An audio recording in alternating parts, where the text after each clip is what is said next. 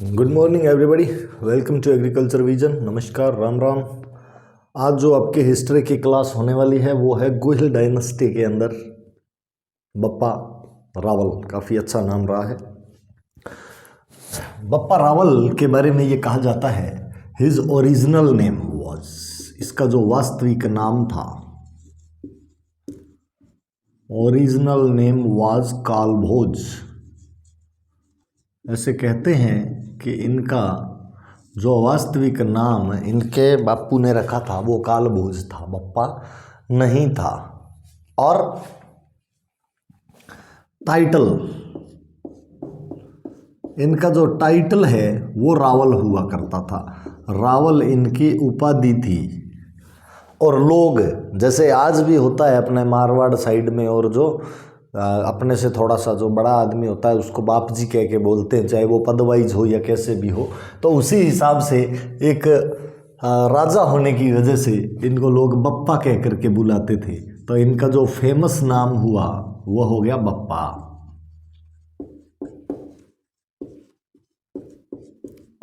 तो बप्पा रावल के बारे में मेन बात यह है कि बप्पा रावल ओरिजिनल नेम कालभोज था, फेमस नेम बप्पा था, और टाइटल इसका रावल था। ये एक बार क्वेश्चन, काफ़ी 2-4 साल पहले ये क्वेश्चन आया हुआ है कि कालभोज किसका नाम था।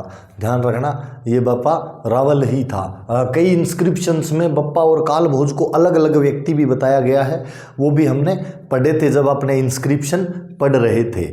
और इसके बारे में ये कहा जाता है कि इनके एक गुरु हुआ करते थे, गुरु of Bappa.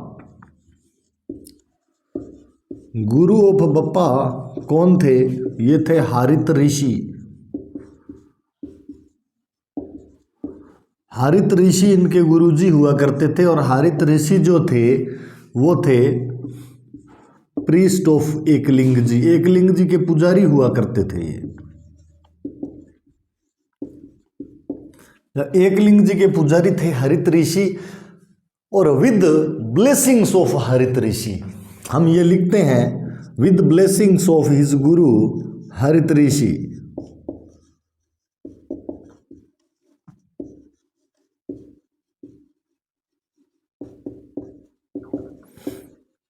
Rishi Bappa one Chittor. Bappa ने चित्तौड़ विजय प्राप्त की थी।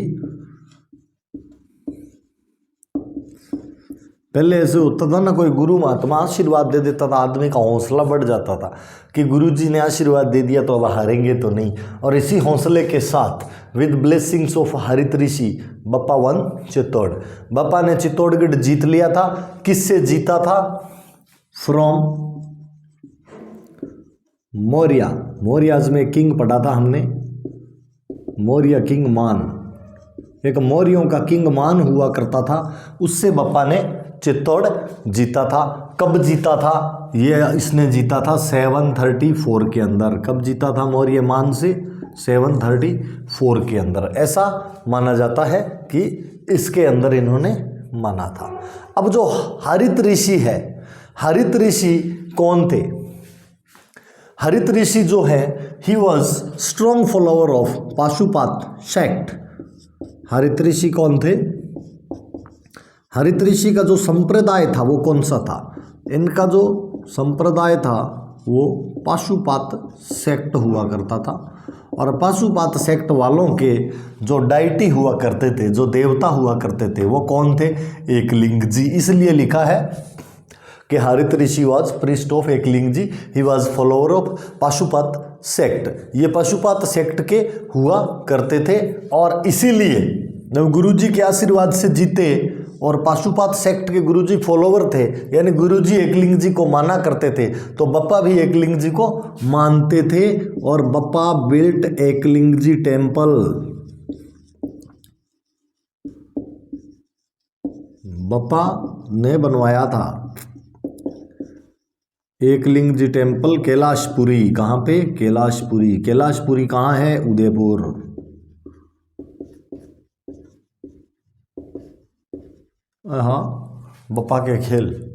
एकलिंग जी टेम्पल बनवाया था बप्पा ने कैलाशपुरी के अंदर। और बप्पा ने क्या कहा था? बप्पा के बारे में ये भी कहा जाता है he declared Eklingji as ruler of Mewar and declared himself as his Diwan. तो दीवान ऑफ एकलिंगजी पे क्वेश्चन कई बार आ गया, अब भी आ सकता है। कहाँ के जो शासक हैं, रूलर ऑफ विच रीजन या ruler of which state was known as दीवान ऑफ एकलिंगजी, किसको कहा गया था एकलिंगजी का दीवान? अपने आप को कौन घोषित करता था? ये मेवाड़ वाले थे। बप्पा ने शुरुआत की थी। बप्पा ने कहा एकलिंगजी ही वास्तविक राजा है, मैं तो उनका एक मंत्री हूँ, आपकी बात उन तक पहुँचाऊँगा, उनकी कृपा से ही समाधान करूँगा। और ये He declared Eklingji as ruler of Mewar and declared himself his Diwan, यानी दीवान ऑफ एकलिंगजी। एकलिंगजी का उसने दीवान अपने आप को घोषित कर दिया। और इसके बाद में ये जो है इट बिकेम ए, जो नोट कर रहा है लिख लेना, became a tradition in Mewar. ये गुइलों में एक ट्रेडिशन हो गया था मेवाड़ के अंदर कि जो भी शासन करता था वो बप्पा के बाद में it became a tradition in Mewar after Bappa, ये एक परंपरा बन गई थी कि जो भी आएगा वो यही काम करेगा, एकलिंगजी को वही राजा मानेगा और खुद एकलिंगजी का मंत्री बन करके और सिंहासन पे बैठेगा। अब हमें मिलता क्या है? तो we get some coins of Bappa Rawal.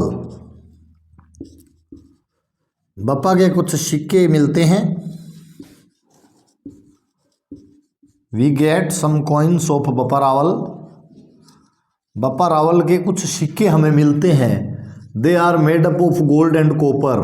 किससे बने हुए हैं? गोल्ड के भी हैं और कॉपर के भी हैं। और जो गोल्ड वाला है उसका वेट कितना है? 115 ग्रेन। इस पे भी एक क्वेश्चन किसी एग्जाम में मैंने देखा था, तो ध्यान रखना कि बप्पा के जो सिक्के हुआ करते थे उनका वजन 115 ग्रेन था, ग्राम नहीं था। कंफर्म रखना।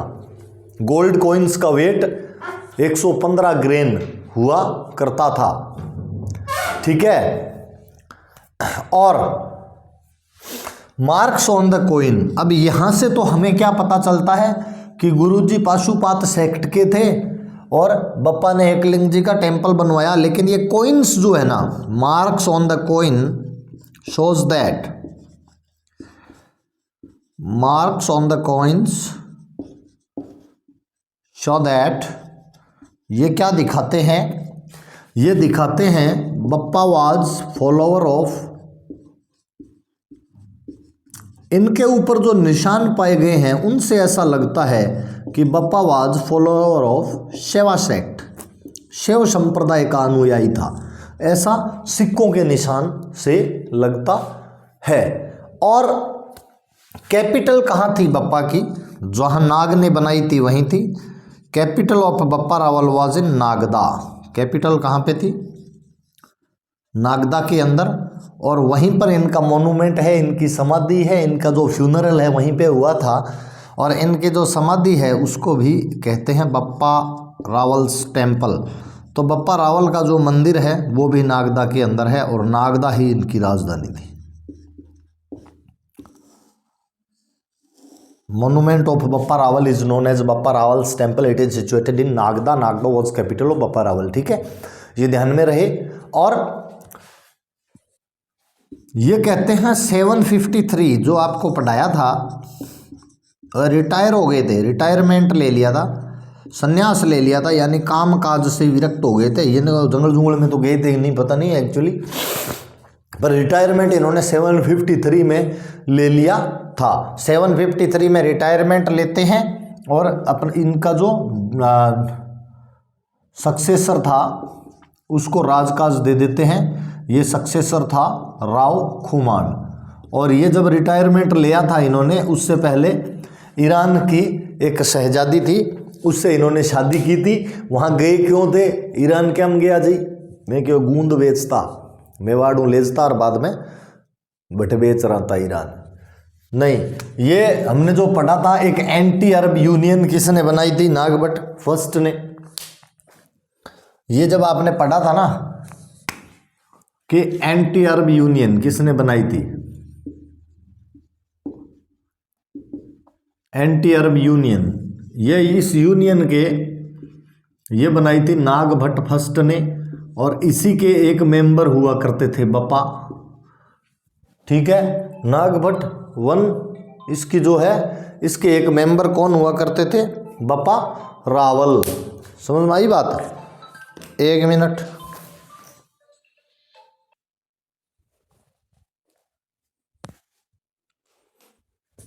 तो ये जो एंटी अरब एक यूनियन बनती है, इस एंटी यूनियन के अंदर बप्पा, और इसी के तहत बप्पा और ये अटैक करते हैं सिंध और बलूचिस्तान पे। एक इनके साथ में जय भट्ट होता है, सिंध और बलूचिस्तान पे अटैक करते हैं और वहाँ से भगाते हुए ईरान तक लेके जाते हैं। और जब ईरान तक पहुँचाते हैं अरब्स को, उस समय ईरान के अंदर एक हैबत खान वहाँ का रूलर होता है। उस हैबत खान की शहजादी से बप्पा की शादी होती है, और उसके बाद में बप्पा रिटायरमेंट ले लेते हैं, और राव खुमाण को, जो इनका सक्सेसर था, उस खुमाण को ये वहाँ का मेवाड़ का शासक घोषित कर देते हैं, रूल सौंप देते हैं। और एक और है बप्पा को, अब ये कहते हैं ना कि फाउंडर किसको माना जाता है? तो देखो, फाउंडर तो गुइल को माना जाता है, लेकिन अगर आप डिफेक्टो फाउंडर की बात करते हैं, वास्तविक, जब हम बात करते हैं डिफेक्टो फाउंडर, जैसे अपने यहाँ पर इंडिया के अंदर सीनियर मोस्ट पावर किसकी मानी जाती है? रूलर किसको माना जाता है? प्रेसिडेंट को। लेकिन जब डिफेक्टो रूलर की बात आती है तो प्राइम मिनिस्टर हो जाता है, कि वास्तविक प्रशासक प्राइम मिनिस्टर होता है। वो ये कि वास्तविक संस्थापक किसको माना जाता है? तो de facto founder of state of Mewar Bappa Rawal को कहा जाता है। ध्यान रखना, भूलियो ना, डिफेक्टो। अगर फाउंडर के साथ सीधो फाउंडर है तो गुइल है, अगर डिफेक्टो पूछा जाता है तो फिर कौन हो गया? बप्पा रावल हो जाता है, de facto founder of state of Mewar. और ये 1953 है, ये 753 के अंदर, सॉरी 19 तो बढ़ रही है खोपड़ी, 753 के अंदर बप्पा रिटायरमेंट लेता है और अपने सक्सेसर राव खुमाण को ये सौंप देता है। तो बप्पा के बारे में इंपॉर्टेंट क्या हो गया? Original name Kalbhoj, famous name Bappa, और टाइटल रहा रावल। गुरु कौन थे? हरित ऋषि, प्रीस्ट ऑफ एकलिंगजी। और इनके जो है वो मौर्य किंग मान से 734 में बप्पा छीनता है चित्तौड़ को। हरित ऋषि पाशुपात सेक्ट के थे, बप्पा एकलिंगजी टेम्पल बनवा देते हैं कैलाशपुरी में, और अपने आप को एकलिंगजी का दीवान घोषित करते हैं। और उसके बाद ये ट्रेडिशन बनता है मेवाड़ के अंदर, परंपरा बनती है कि जो भी राज करेगा वो एकलिंगजी का दीवान बन के करेगा। बप्पा के कॉइन्स आपको मिलते हैं गोल्ड एंड कॉपर के। गोल्ड वाले का वेट भी अपने को पता है 115 ग्रेन है। Marks on coin show that, और जो सिक्कों पे निशान है उनसे ऐसा लगता है कि बप्पा शैव सेक्ट का था, शैव संप्रदाय का प्रतीत होता है। कैपिटल नागदा रही, बप्पा रावल का टेम्पल है जो उनकी समाधि बनी हुई है वहाँ पर, उसको क्या कहते हैं? बप्पा रावल्स टेम्पल। 753 में रिटायरमेंट होते हैं और सक्सेसर बना देते हैं राव खुमान को, यानी हार के राज्य नहीं छोड़ा था, अपने उत्तराधिकारी को राज्य दे देते हैं। कौन? बप्पा रावल। ये था आपका बप्पा रावल। अब बप्पा रावल के बाद में जब आगे आया खुमान, तो आगे दो छोटे छोटे रूलर्स हैं जिनकी अपने पास जानकारी है, वो भी अपने इसके बाद में जस्ट जो है पढ़ते हैं कि बप्पा के बाद में कौन कौन से रूलर्स आए।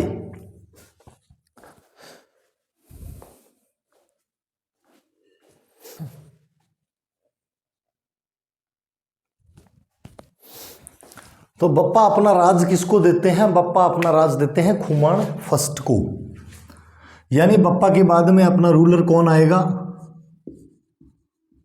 खुमान फर्स्ट। खुमान फर्स्ट के बारे में ऐसा कहा जाता है, खुमान फर्स्ट एक तो एंटी अरब यूनियन का मेंबर रहा था, यानी बप्पा और खुमान दोनों जो है वो नागभट्ट फर्स्ट के साथ में अरब्स के खिलाफ लड़े थे। ठीक है, लेकिन खुमान फर्स्ट के बारे में ये कहते हैं कि glory of Guhils started declining, कि इसके समय जो गुइल्स की ग्लोरी है उसमें कमी आ गई थी, वो गिरने लग गई थी। खुमान फर्स्ट के बाद में मैं नाम आपको सारे बता देता हूँ, कालक्रम में कोई भी नाम पूछा जा सकता है, इनके बारे में ज़्यादा नॉलेज है नहीं, इसीलिए माथाफोड़ी कर रहा हूँ। नहीं तो बप्पा के बाद में सीधी बात तो ये बैठती है कि बप्पा के बाद सीधे हम अलर्ट पे जाएं, फिर पता कैसे चलेगा कि मामला अलर्ट तक पहुँचा कैसे था, राइट। तो इसलिए नंबर वाइज मैं छोटे मोटे सारे ही जितने मेरे माइंड में आ रहे हैं मैं करवा रहा हूँ आपको। ग्लोरी ऑफ गुइल्स स्टार्ट डिक्लाइनिंग, ये इसके बारे में पता चलता है कि खुमान फर्स्ट के समय में जो है इनकी ग्लोरी गिरनी शुरू हो गई थी, और खुमान फर्स्ट भी अपने बापू की तरह एंटी अरब यूनियन का मेंबर रहा था, ठीक है। इसके बाद में जो रूलर्स आते हैं आपके खुमान के बाद में, उनके बारे में सिर्फ नाम ही पता है। एक तो मतत, ठीक है, और एक आता है आपका भार्तृभट्ट सिंह, भार्तृभट्ट सिंह, ये रेस्पेक्टिवली यानी कालक्रम के अनुसार ये हैं। खुमान के बाद में मतत आता है, मतत के बाद में आता है भार्तृभट्ट सिंह, फिर ये खुमान ही है सेकंड और थर्ड।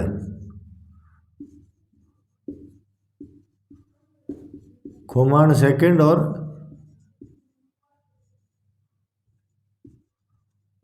खुमान थर्ड, ये होते हैं। खुमान के बाद में जो सक्सेसर्स होते हैं, खुमान के बारे में क्या पता चलता है, एक तो ये पता चलता है member of anti Arab union था, यानी अरबों के खिलाफ लड़ा था, सीधी बात ये है। और दूसरी ये है glory of Guhils started declining, Mattat, Bhartribhatt Singh, Khuman second और खुमान थर्ड, ये राजा हुए तो इन्होंने थोड़ा थोड़ा राज किया। लेकिन जैसे ये तो है भार्तृभट्ट सिंह, इसके अंदर अपने एक नाम सीधा पढ़ेंगे भार्तृभट्ट, और सिंह अलग है, भार्तृभट्ट अलग है, ठीक है। तो ये जो खुमान थर्ड है, इस खुमान थर्ड का एक सक्सेसर होता है जो फिर से थोड़ा बहुत इनका नाम बनाता है, नाम था भार्तृभट्ट। नाम क्या था? Bhartribhatt. What was the name? Bhartribhatt. Who was Bhartribhatt? Successor of Khuman third. Bhartribhatt कौन था? सक्सेसर ऑफ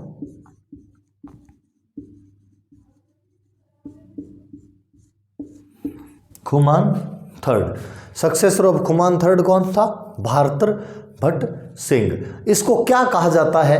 तो देखिए, एक आपके हमने जो पढ़ा था आठपुर इंस्क्रिप्शन, यानी आहड़ इंस्क्रिप्शन, कुछ भी कह लो, आठपुर भी कह सकते हो, आहड़ भी कह सकते हो।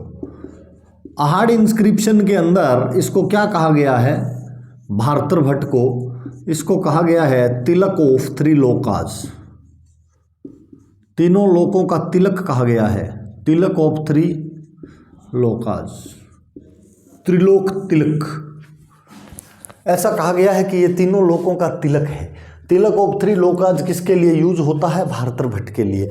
जब होता है इस तरह का कुछ, तो इसका मतलब है इसमें कुछ तो खास रहा होगा, तो थोड़ा बहुत इसमें दिमाग भी था।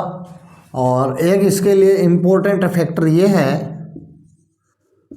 मैरिड टू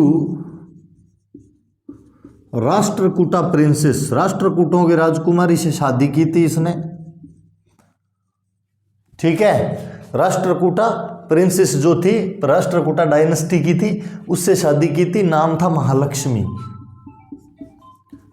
के नाम हो? महालक्ष्मी, ठीक है। क्या नाम था? महालक्ष्मी नाम था।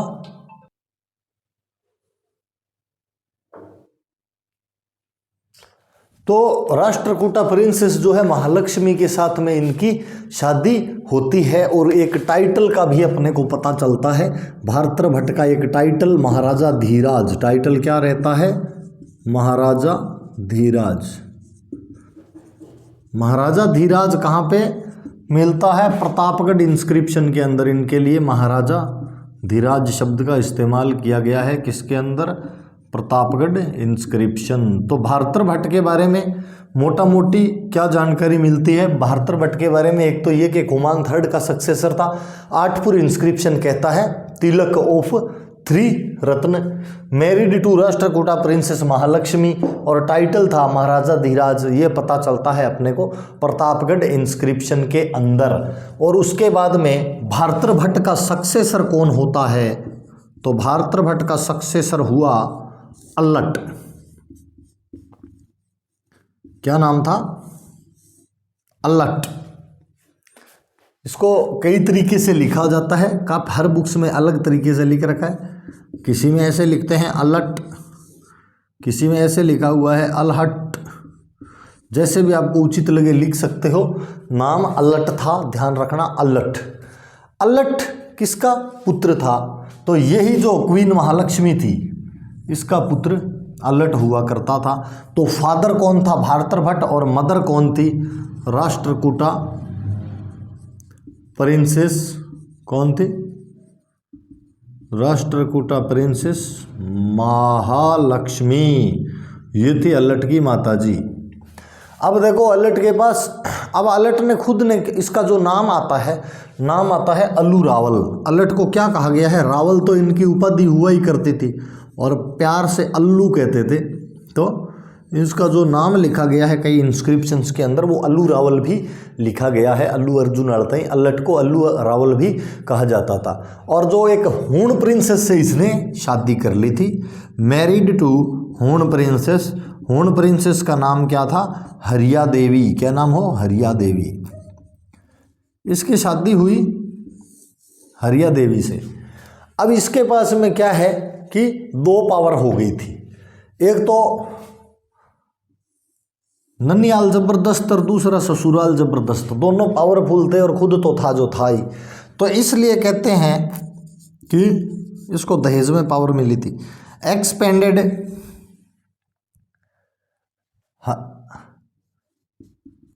His empire. इसने अपने राज्य का विस्तार किया with help of maternals and in laws. Maternals and in laws, ध्यान रखना कि ससुराल और ननिहाल ने इसकी काफी मदद की थी राज्य विस्तार के अंदर। तो दोनों तरफ क्या हुआ?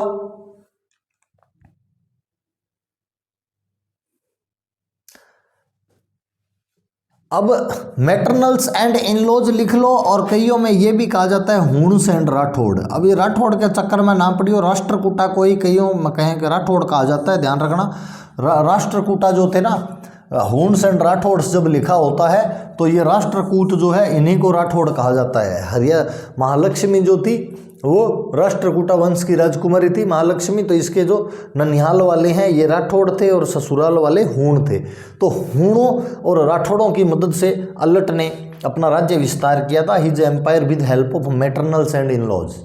ठीक है। और अल्लट के लिए जो खास बात है वो क्या है? अल्लट की एक इंपॉर्टेंट, जो इसके ऊपर बहुत बार क्वेश्चन पूछा जाता है, वो अल्लट की ये थी, first king to introduce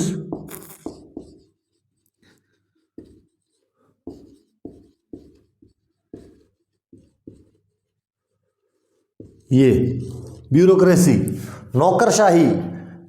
Mewar में नौकरशाही सबसे पहले कौन लाया था? अल्लट लेकर के आया था।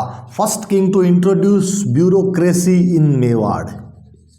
वो पहलो आदमी हो जो को मेवाड़ में ब्यूरोक्रेसी लेके आया था, नौकरशाही लेकर के आया था। और एक और इसके लिए इंपॉर्टेंट है कि इससे पहले वाले रहे थे नागदा में, लेकिन ये क्या करता है? Capital was shifted from Nagda to Ahar. ये नागदा से कैपिटल को ले जाता है आहाड़, अघाटपुर। अघाटपुर या आहाड़ कुछ भी लिखा हुआ हो सकता है। और वहाँ पर जा कर के बिल्ट ए वराह टेम्पल, और आहाड़ के अंदर एक वराह टेम्पल का निर्माण करवाता है कौन? अल्लट। तो ही अल्लट है, अल्लट ने किया सबको अलर्ट। तो देखो भारतभट्ट आता है। भारतभट्ट का सक्सेसर ऑफ खुमान थर्ड था। आठपुर इंस्क्रिप्शन में लिखा है tilak of three lokas. Rashtrakuta princess से शादी हो जाती है, नाम था महालक्ष्मी। लक्ष्मी घर में लक्ष्मी ले रही, यानी जो ससुराल था वो जबरदस्त हो गया। तो हेल्पफुल नेचर के थे महाराजा धीराज। प्रतापगढ़ इंस्क्रिप्शन में कहा गया है इसका सक्सेसर अल्लट हुआ, इसको डबल प्रॉफिट हुआ, क्योंकि माँ जो है वो पहले राष्ट्रकूटा की प्रिंसेस थी और खुद लाया हूणों की प्रिंसेस हरिया देवी। तो इसको ननिहाल और ससुराल का सपोर्ट मिला। उसके इसका नाम अल्लू रावल भी था। और उसके बाद में अपने राज्य का विस्तार करता है, कैपिटल नागदा से आहड़ ले जाता है, आहड़ में वरा टेम्पल बनवाता है। First king to introduce bureaucracy in Mewar, who was the first king to introduce bureaucracy, important question है। मेवाड़ के अंदर अगर किसी ने लागू की थी तो वो अल्लट था, ठीक है। और इसके बाद में अल्लट की जो औलाद थी वो ज़्यादा कुछ खास चली नहीं, वो स्टार नहीं था। बाकी अल्लट खुद तो स्टार हो, पर वो भी मैं बता ही देता हूँ, छोटा सा उसका डिस्क्रिप्शन है, ज़्यादा है नहीं तो यहीं पे बता देता हूँ। नरवैन नाम था, क्या नाम हो, नरवैन। अल्लट का जो सक्सेसर था, अल्लट के सक्सेसर का नाम क्या था,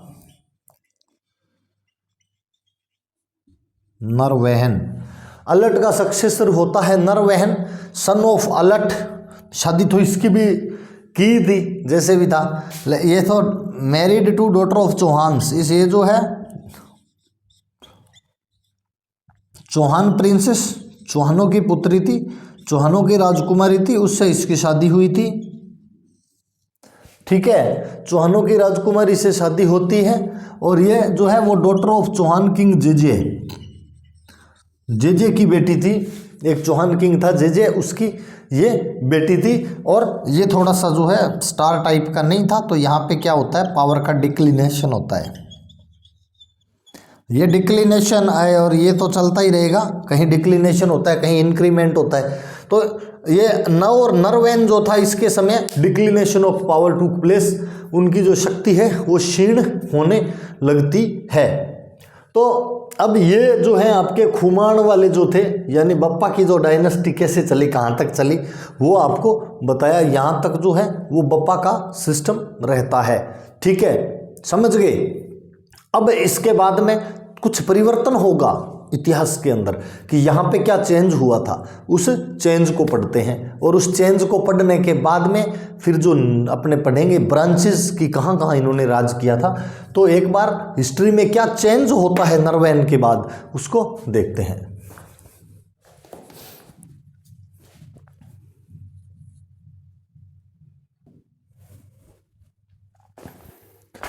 नरवैन के बाद में आता है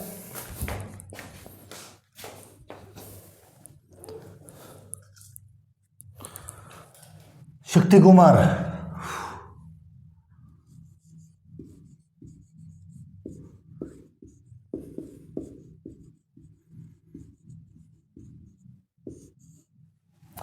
नरवैन के बाद में शक्ति कुमार आता है 977 से 993 तक शक्ति कुमार रहता है।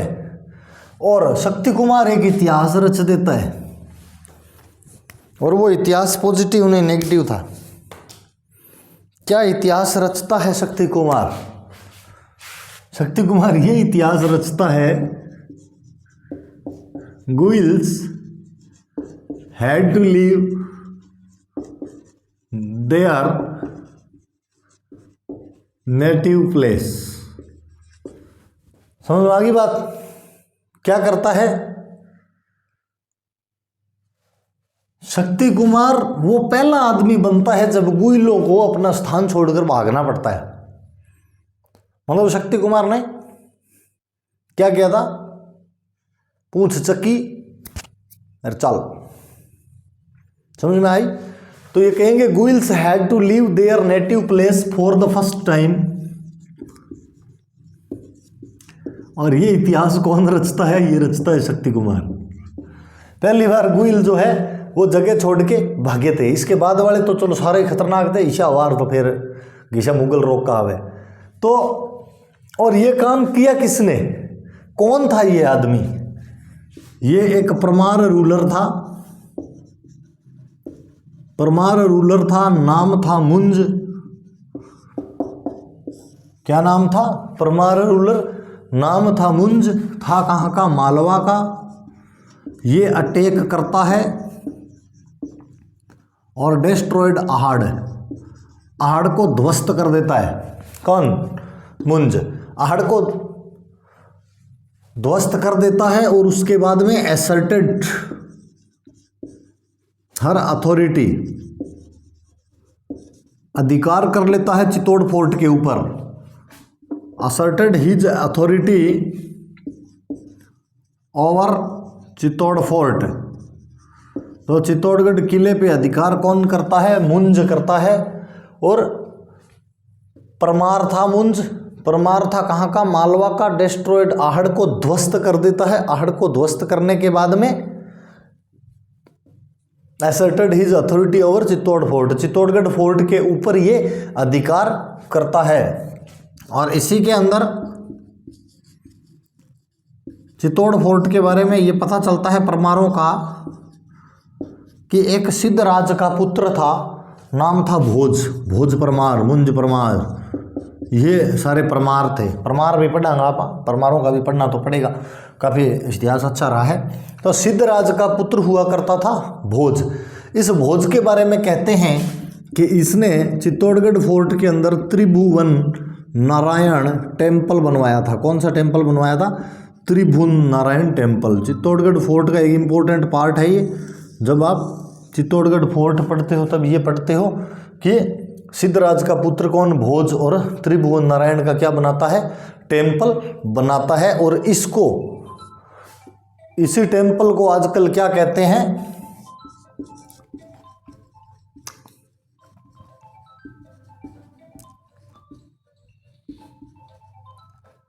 इसी टेम्पल को आजकल समाधीश्वर टेम्पल या मोकल्स टेम्पल कहा जाता है।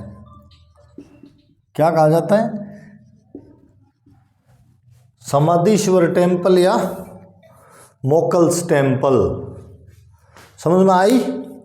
और कुंभलगढ़ इंस्क्रिप्शन भी इस भोज के बारे में अपने को कुछ बताता है। क्या बताता है? कुंभलगढ़ कमेंडेशन। कौन? कुंभलगढ़ कमेंडेशन भी भोज के बारे में कुछ जानकारी देता है। क्या कहता है कुंभलगढ़ कमेंडेशन? कुंभलगढ़ कमेंडेशन कहता है भोज ने भोजा सागर पोंड बनवाया था। कहाँ? नागदा में। भोज ने क्या बनवाया था? भोज सागर पोंड। कहाँ पे बनवाया था? नागदा के अंदर। कहाँ पर बनाता है? नागदा के अंदर बनाता है। और इसके बाद में होता आता कौन है? इसके बाद में ज़्यादा कोई इंपॉर्टेंट है नहीं, अंबा प्रसाद आता है। किसके बाद में? शक्ति कुमार के बाद में जो रूलर है वो आता है अंबा प्रसाद। ऐसा पूंछ चकुया, अंबा प्रसाद आ जाता है। अंबा प्रसाद को वाकपति हरा देता है और मार देता है। अंबा प्रसाद का इतिहास ये, वाकपति राज ने किसको हराया था? अंबा प्रसाद को हराया था, बस और कुछ नहीं है। तो Vakpati defeated and killed Amba Prasad. Vakpati के बारे में जब देखते हैं तो इसने अंबा प्रसाद को मारा था। किसने? वाकपति ने। तो अंबा प्रसाद के बारे में इतनी जानकारी मिलती है, Vakpati defeated and killed Amba Prasad. और इसके बाद में जो शुरू होती है वो शुरू होती है ब्रांचेज। ठीक है, तो ब्रांचेज कहाँ से शुरू होती है वो मैं बता देता हूँ। पढ़ेंगे हम ब्रांचेज को नेक्स्ट क्लास के अंदर। देखिए, ब्रांचेज शुरू होती है इनकी रण सिंह से। कहाँ से ब्रांचेज शुरू होती है? रण सिंह। एक बंदा होता है, नाम है रण सिंह। रण सिंह को क्या कहा जाता है? करण सिंह भी कहा जाता है। रण सिंह को करण सिंह के नाम से भी बहुत बुक्स के अंदर लिखा गया है और जाना भी जाता है। ऐसा कहते हैं कि रण सिंह को करण सिंह के नाम से भी जाना जाता है। और रण सिंह के बापू का नाम था विक्रम सिंह। रण सिंह के बापू का क्या नाम था? विक्रम सिंह। रण सिंह का बापू विक्रम सिंह। ये होता है 1158 के अंदर। ठीक है, रण सिंह कब होता है? 1158 के अंदर। और ये क्या करता है? आहोर के अंदर एक फोर्ट बनवाता है। He built a fort in Ahor, mountain के ऊपर बनाता है। पर्वत दुर्ग था ये, हिल फोर्ट, हिली फोर्ट कहते हैं, तो गिरी दुर्ग भी बोलते हैं। तो ये फोर्ट इन आहोर माउंटेन के ऊपर ये एक फोर्ट बनाता है। और उस फोर्ट के अंदर से दो ब्रांचेज निकलती है गुइल डायनेस्टी की। इसके अंदर से दो, यहाँ से जो गुइल डायनेस्टी है इसके बाद में दो ब्रांचेज में चलती है। दो ब्रांचेज कौन कौन सी थी, कहाँ कहाँ उनका रूल था, हाउ एंड वेयर, कैसे और कहाँ किस तरीके से ब्रांच दो होती है, उसके लिए आप वेट कीजिए। अगली क्लास के अंदर जो अपने पढ़ेंगे वो ब्रांचेज के बारे में ही पढ़ेंगे। Thank you, have a nice day.